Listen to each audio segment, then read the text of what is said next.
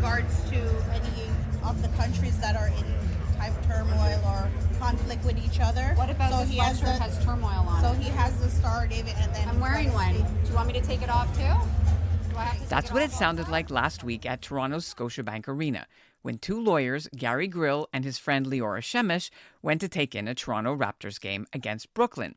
About 15 minutes into the first quarter, they left their platinum seats and went to order a drink at a bar near where the players' dressing rooms are. Grill was wearing a necklace with a silver dog tag that says "Bring them home" and a black hoodie with white lettering showing a couple of stars of David, and on the back in white the words "Free our hostages."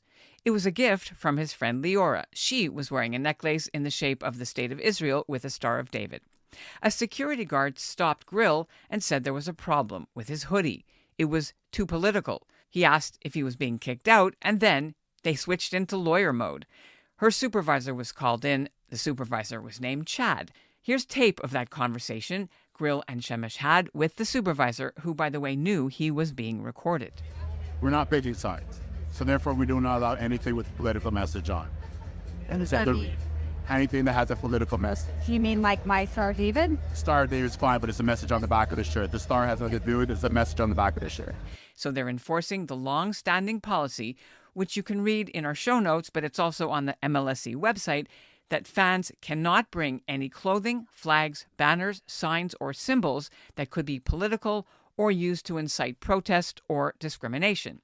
The whole encounter took about 10 minutes, and Grill was advised he could take the hoodie off and get a free Raptors shirt instead, or he could just cover it all up with his coat and stay. Otherwise, well, it would be his problem. My never again involves never being quiet again and always speaking out. We have to use our voices, especially during these times. It's part of never again. I'm Ellen Besner, and this is what Jewish Canada sounds like for Monday, February the 26th, 2022. Welcome to the CJN Daily, a podcast of the Canadian Jewish News, sponsored by Metropia.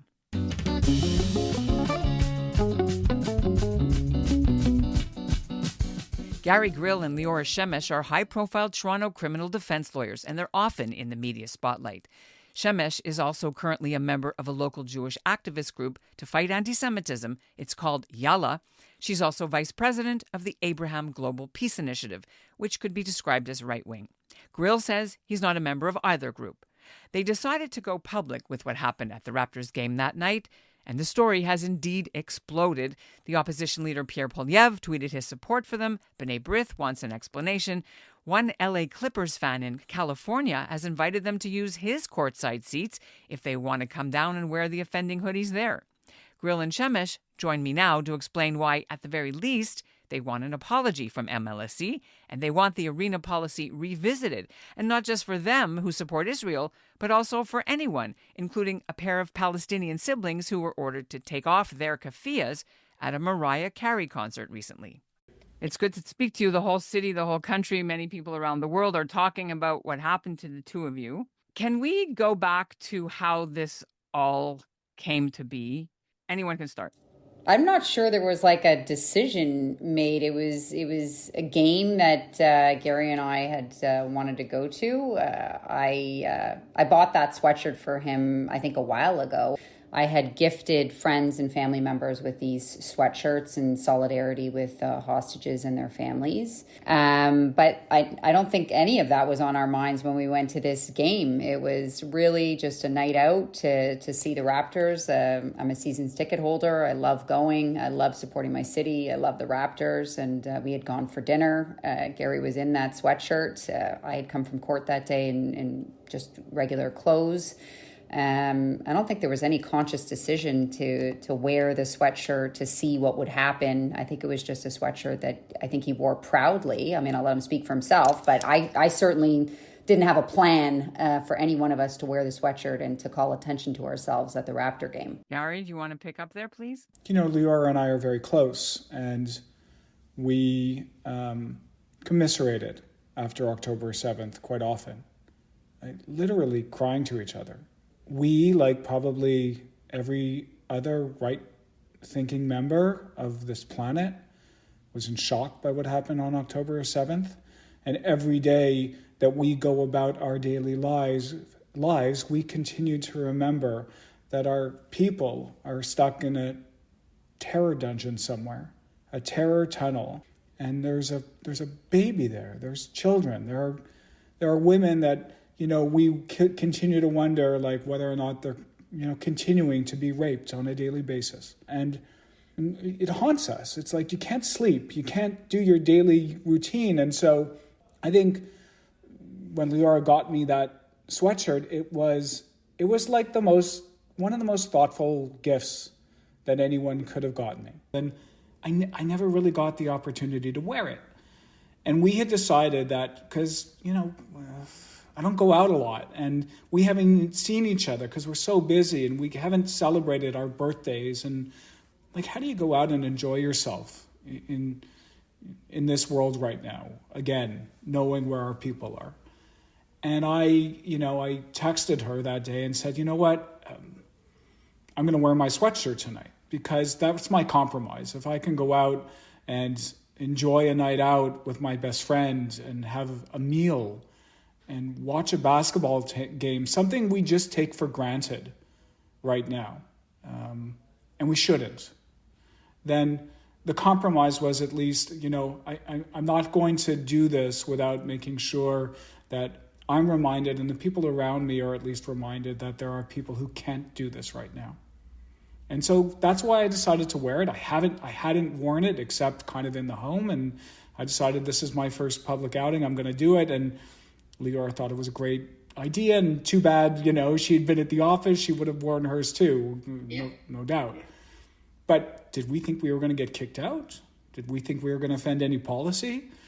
Not at all. Did you even know about the policy itself that existed at all? No clue. No, we had no idea. And quite frankly, I'd been wearing my sweatshirt for a while now, wearing it out in the community on the weekends, wearing it to the tennis courts when I play. I mean, I've been wearing them proudly. I have one in black, I have one in blue. My kids wear them to school, at public schools. I didn't even think about it. You go in. Gary had taken off his jacket and was just wearing the hoodie. And we were trying to actually order a drink at our seats, and we just couldn't find the drink we wanted. And so we decided to go down to the Platinum Lounge. And so I think that was the first opportunity where the sweatshirt could be seen by members of the security team in the arena. So this was like the first quarter, or? Oh, we didn't even have 20 points on the board, I don't think, at that point. It was minutes into the game, but we went down to get our drinks. We got our drinks. We were going back up to our seats, and we got stopped. And we think it was this particular security guard who had made a judgment call all on her own, because we later learned that nobody had complained. So she's the one who stopped me and said, I'm going to ask you to stop. Wait right here. We have an issue with your shirt because it's about the war. And we were like, what? What are you talking about? Yes, if you could just wait right here, my boss is coming over to speak with you. And I had forgotten my phone in my seat, like in the cup holder of the seat. And I said, okay, that's fine. My lawyer's just going to go get my phone.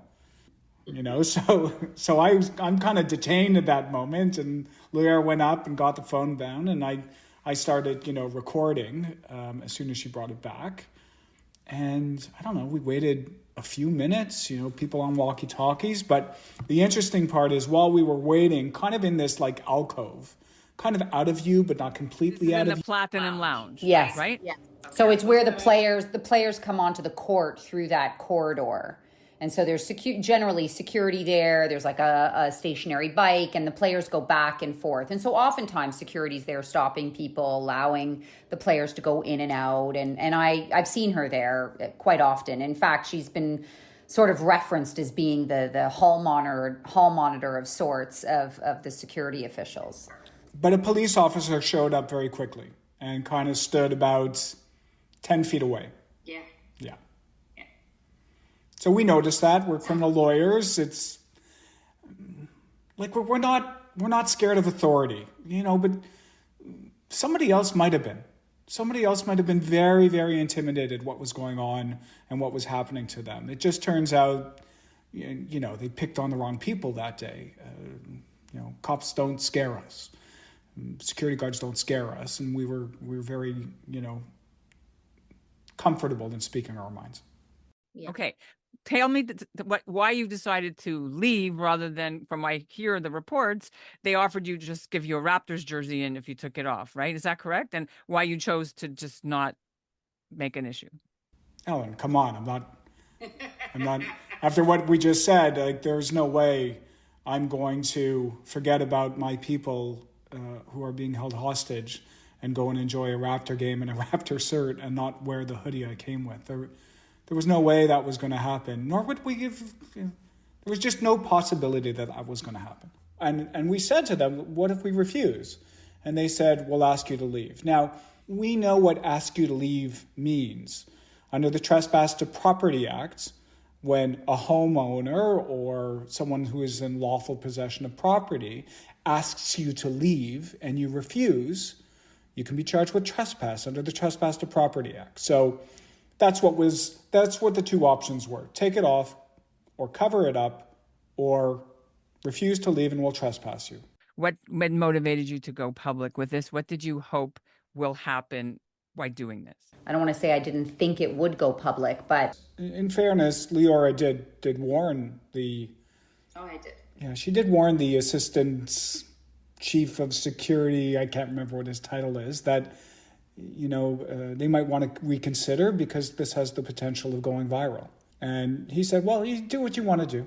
The other problem I thought the whole situation was that he really couldn't articulate what was political about it. He just knew it had something to do with the war, but he actually couldn't articulate what it was about the message that, fell under this umbrella of the policy. He never really explained it all that well, certainly not to me. It was clearly above his pay grade, Ellen. I mean, that's the real problem here, is that security guards who are definitely trained into, how to secure premises, how to deal with crowd control, how to deal with violent issues, seem to have been given the mandate of interpreting very, very difficult policy decisions on behalf of MLSE. You're aware of the brother and sister earlier this year at the Mariah Carey concert apparently were refused to go in, A, because they had to take off their keffiyehs, and B, with the signs. How does that sit with you? I mean, it's not just that they singled out you guys. They apparently also were being even-handed with Palestinians, too. So, yeah, you can sympathize with a venue that is involved in gladiatorism. That's what this is, right? These are gladiators that, people are coming to watch and forget about the misery of their daily lives for a second. It's supposed to be entertainment. And you can understand why they may not want people to be inundated with political slogans that could be polarizing, that could detract from the enjoyment of the show because it could lead to something else. Right, but they let the NHL All-Star woman singer wear a keffiyeh sweater, but she's a performer, not a fan. Well, and prior to going out to sing the anthem, which is the most troubling nature of her message. They didn't vet her stuff. Right, but one of the messages was all the Zionists should stay home or are free to stay home. But in terms of do you think anyone should be allowed to wear shirts, MAGA hats? I don't know. I'm thinking off the top of my head. Anything at this arena. What's wrong with the policy? Tell me why you're pursuing this. Well, Ellen, here's the thing. People do wear all kinds of things at the MLSE. The Raptors themselves wear Black Lives Matter. With good reason, people in Canada are wearing Every Child Matters shirts. People are celebrating LGBTQ plus diversities. And the Raptors and other teams are championing these causes, which are all political. So once you start picking and choosing the appropriate political messages, you are risking discriminating against others. I mean, let's call it what it is. MLSE doesn't want what's going on the streets of Toronto to spill into their arena. They don't want that. This really isn't about political messaging, as we've just discussed. Lots of people are political messaging in that very arena. You know, that night too was Caribbean night. I'm sure you know that. It was Caribbean night, and that particular night, everybody on the bench, all the Raptors were wearing Black Lives Matter shirts. This wasn't, another night. It was a night where they were celebrating. Right. We're talking about the performers, as you said, the gladiators, and not the fans. Let's go back to your story. You went public, you got a lot of attention. What kind of feedback did you get? I mean, listen, I think lots of people have sent, letters and emails and phone calls of support, and a lot of people were shocked by it. They thought the message was one, as I've now advocated many times in many of the media outlets. I thought it was a message that everybody could get behind. I really did. I thought it was no different than the Boko Haram, bring our girls home. I really thought it was a very peaceful message, and one that wouldn't be offensive, that would never be seen as being offensive. So I've gotten a ton of support, but people have sent me, messages from, I'll call it the other side, who have mocked the message, have done like a play on the words. Like, what did they say specifically? Yeah, one of them was, how about you free our hostages? Anything pushback that you're concerned about, because personal safety, doxing, things like that, either of you? If a client chooses to not obviously hire me because of my message, I guess I'll never know, but no one has said anything to me publicly about not coming to me and seeking my services as a result of being involved. Yeah. What about you, Gary? Are you getting any?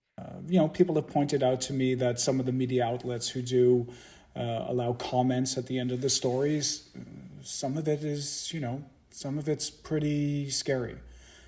Some of it is, is downright anti-Semitic. That's just another day in Toronto. We're experiencing that on, a daily basis. Don't take half measures when it comes to home security. Alarms and cameras work, but they'll only tell you that your worst nightmare just came true. Safety Screen by Metalex for windows and doors will keep your family safe and sound with real stopping power. They can't be cut, pried, or bashed in, so you can enjoy carefree ventilation in the spring and fall with peace of mind. And protect your fixed windows and doors with rock glass, an absolutely unbreakable clear covering. Call 416-638-2539 or visit metalexsecurity.com to book your free consultation. That's METALEX security.com. Remember, prevention is always better than the cure. And I saw, Gary, on your LinkedIn that a U.S. attorney has come to your aid. Is he representing you, or are you going further with this? What's the story? As Leora predicted, this has gone viral, and so it's reached people, throughout this planet, and this is, half a continent away or a full continent away in LA, a lawyer who's reading about it and is outraged, and he's got season tickets for the Clippers and couldn't believe that this message would not be allowed in an NBA stadium. And he has offered me and Leora and anybody else who wants to put on the sweatshirt to come down and sit on his courtside seats and watch a Clippers game. Well, Kawhi is there, so that would be nice. That would be nice. We're Leora and I are a little bit busy right now to fly out to LA to do it. Otherwise, we'd be right there. But the wonderful thing is, he said anybody who wants to come can come. I have a woman from Seattle. I'm going to break out into tears. A woman from Seattle contacted me, and she sent me, the hostage, all the different hostage pictures of each and every single one of the hostage. And she said, "This is my brother-in-law. If I put this on a shirt and came down, would they kick me out even if it's a family member?" Nobody knows. You feel it, especially from somebody so close to one of the hostages. They don't know what to do. They don't know what little tiny act they can do in order to do something, anything, to get their people home, to get their family members home. And the reason why I'm so moved by this message, I mean, together with obviously with what's going on in Israel, and I have family there and friends there, and my father's Israeli, and I've extended people in Israel, is that a very dear friend of mine's first cousin is a hostage. She was one of the girls that they had obviously posted a photo of, and seeing an image of her, and You mean the ones of the last 4 that were beaten up? Yeah, Romy. So, you know, and then I see Nate Buzz, who I follow on Instagram. I don't know if you follow him, but Nate Buzz is really a guy who's gone viral on social media. He's dating an Israeli model, but he's a staunch Christian and has been in Israel since October, obviously covering the war and very, very pro-Israel. But anyway, he walks around, he's from LA, and he walks around wearing Free Our Hostages. And so when I saw him obviously posting this on social media, I said, oh my God, this is such a wonderful initiative, which is when I engaged obviously all of these, you know, sweatshirts and gift giving for my friends, is I got the idea from him. And coincidentally, after our story broke, people started posting pictures and sending them to me of other people wearing their Free Our Hostages sweatshirts at games that night. So in LA and other NBA stadiums, people were wearing the very same sweatshirt. And I think that's so troubling. You know, it's so troubling that in Toronto, we've taken this position. Okay, so you have a legal challenge coming up? Yes, no? What's happening? So, Ellen, I think the message here, the real message, I know we've been talking about, you have to consider it from the MLSE perspective and worried about people coming in and what about their political messaging. I think we need to really make this clear. This is not a political message. This is not something that right-minded people, that people of conscience could ever disagree about in terms of policy. Understood, but back to my question, I asked you, so what's next? So the real issue, I think that we feel right now is this was not contrary to any policy. If the policy was one that blanket prohibits any political slogans, this was not that. And the only alternative then was that we were singled out and discriminated against because we were Jews. And we're calling attention to the plight of Jews somewhere else in the world. Did they know you were Jewish, or it's just the shirt? I mean, I'm wearing a Magen David. There's a Magen David on the front. There's a Magen David on the back. So, you know, maybe not so. But the identification of the Jewish star was certainly present and observable. And we both have lots of chutzpah. So it could have been that as well. It's possible. Bottom line, yes, no, you're going against the policy. You're filing something. What's happening? We want an apology.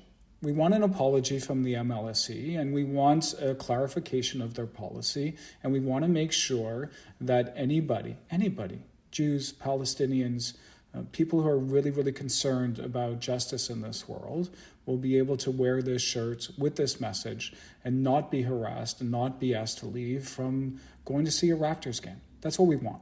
And in the absence of that, we'll have to consider our options. If they're not prepared to say, oops, we made a mistake, this was the actions of, guards who, as you point out, are not, well-versed in determining what's political and what's not. I think this was discriminatory. And if the MLSE wants to double down on this, I don't think any other conclusion could be reached except we were discriminated against, and we're not shy about going to court. Well, yeah, that's kind of what you do. So there is some talk that this was a stunt set up, not by Yalla, but you said it wasn't, so I'm taking you at your word. Yeah. But some Jewish people have said to us, oh, this is just going to make it worse for us. They're just getting bad attention to the Jews. Mm-hmm. We don't need this kind of attention now. I'm sure you've heard this. I have. The shush still kind of attitude, right? Yeah, I'm tired of that position. I'm tired of hearing that from people. I really am. This wasn't, me going on the 401 overpass at Avenue Road and confronting, the protesters. This was not that. It really wasn't. In fact, Gary will tell you, when I was standing there and she said to him, someone's going to come and speak to you, I looked and I was like, oh my God, I didn't even think about it. And I'll say something else on that issue, Ellen. The people who have been contacting me, throughout the world, from my childhood, from Talmud Torah and Herzliya, and people saying, just thank you. Even if they thought that this was a stunt, it was filling them up because we've been beaten so down. And you feel so helpless. And the feeling from the people that have been reaching out to me is just rejuvenated. re-energized because, people are starting to lose hope and wondering if this is all for nothing. So I'm not getting that impression, but I have to say, hearing it from you for the first time, that there are some Jews out there who are saying, oh, this is making it worse. Never again are we going to be quiet. Never again are we going to allow this to happen without using our power and using our voices. So that's what I have to say to those people. And that's what Jewish Canada sounds like for this episode of the CJN Daily, sponsored by Metropia. Integrity, community, quality, and customer care. Leora Shemesh has season tickets in another part of the stands, and she knows she's at risk of losing them under the MLSE policy. The whole matter is now under investigation, and she's expecting to hear back this week. Meanwhile, her group is planning a larger show of support for the hostages. The Raptors' next 4-game home stretch starts on Wednesday and ends March the 5th. I'd love to hear your comments about this story. I'm at ebessner@thecjn.ca. Thanks for listening to the CJN Daily. And by the way, the Raptors did end up winning. Walker gets it back, sidestep, 3, doesn't go. Boucher with a rebound, that's going to do it. Raptors take it 121-93. Happy birthday, Coach Stocco. Nice win on your birthday.